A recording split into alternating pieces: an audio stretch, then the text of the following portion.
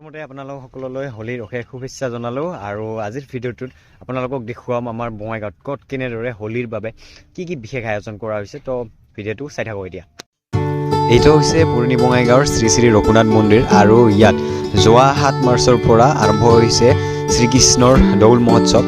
এই মন্দিৰটোত আয়োজন কৰা শ্ৰীকৃষ্ণৰ দৌল মহোৎসৱত 7 তাৰিখৰ পৰা 9 তাৰিখলৈকে চলিব ইয়াত ৰাজদৌল আৰু তাৰপিছত 12 তাৰিখৰ পৰা 14 তাৰিখলৈকে চলিব পঞ্চমী দৌল।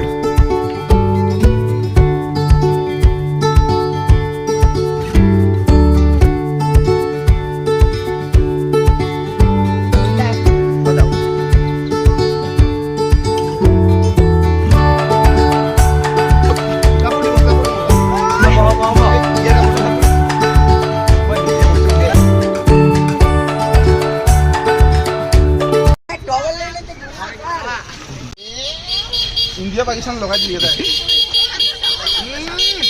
एपीओली गुड़ा एपीओली